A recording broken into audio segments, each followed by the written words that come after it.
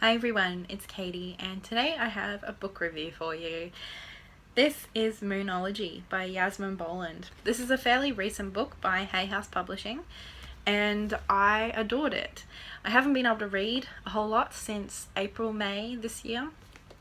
This is the first book I've read since then, and I just loved it. I found it really useful.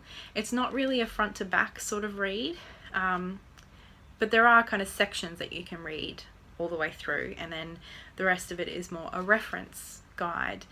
And usually once I'm finished a book, I might take some notes and then put it back on my shelf or sell it or give it away.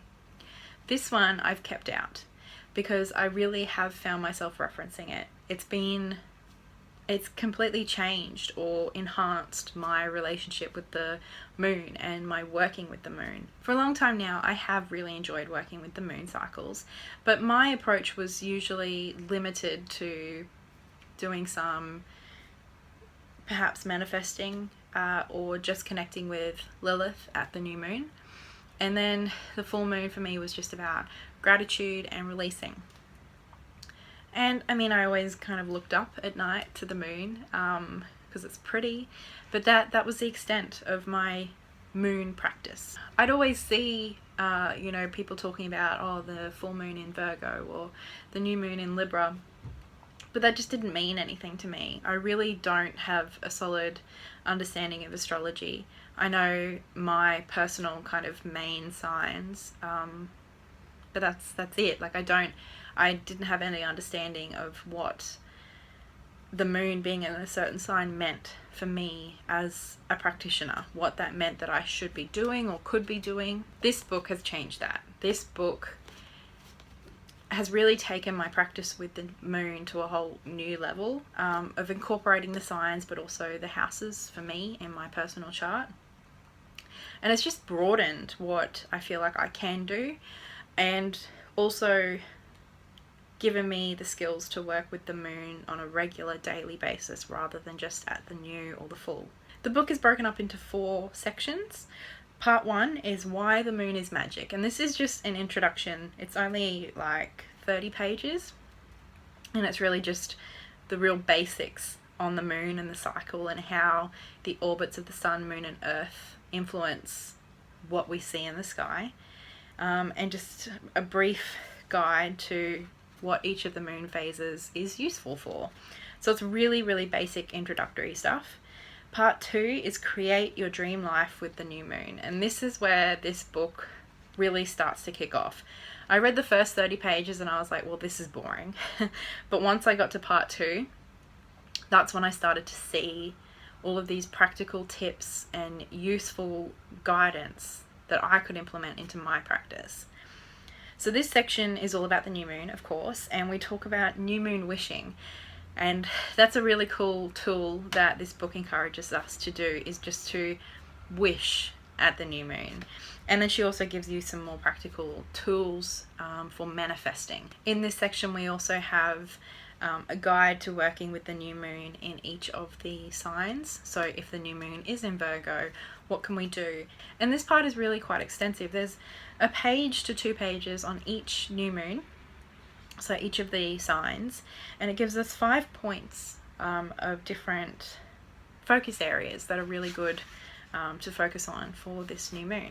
But where this book gets super helpful and super personal is it teaches you how to work out what house the moon is in your personal chart, and then what that means for you, what you can be doing, what you can be working with in this new moon for you.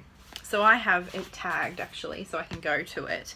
My rising sign is Sagittarius, so I have it marked in the book, and basically when the new moon is in Taurus, you just have a look on the chart and that would be my 6th house. So as long as you know your rising sign, you can work out what house the moon is in for you at any given point. We have about 3 to 4 pages of information about how to work with the new moon in each house of your chart.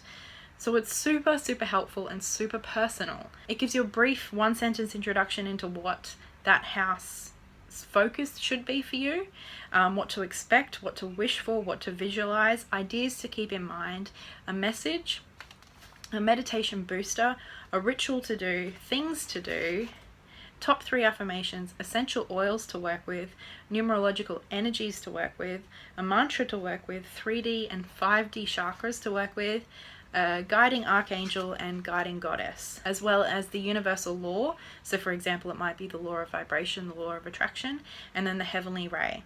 So there's heaps of stuff to get you going and heaps of ideas. Like, if you don't really know what to do for a new moon ritual, you don't know what to focus on, these give you really good jumping off points. You might want to start exploring the universal law that's relevant to you this month. You might want to work with a specific essential oil or goddess that's associated with this house for you.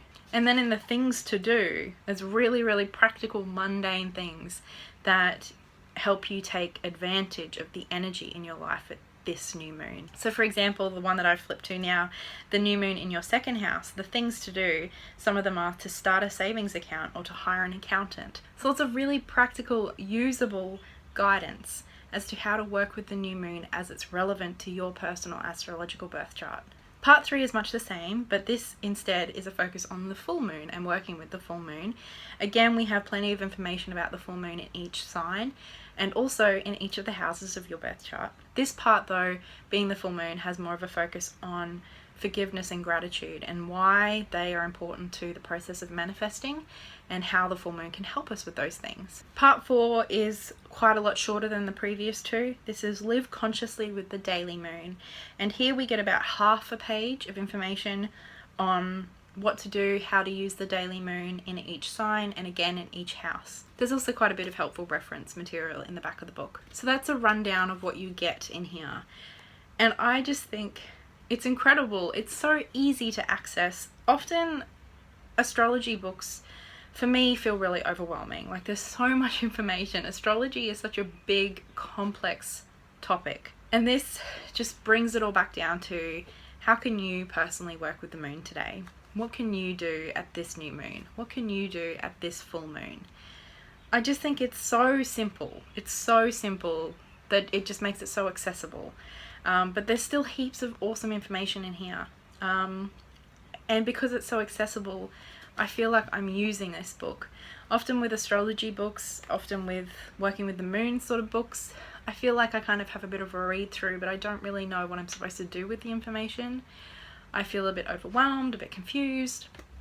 This, I read kind of through all of the information bits, but then the parts of the book that are very much about, you know, the moon in each sign, in each house, I haven't read through all of those, but every couple of days I'll kind of check in with my little phone app. I now have alerts that get sent to me. I never bothered setting that up because I didn't see the point in knowing if the moon had moved into Capricorn because I didn't know what that meant.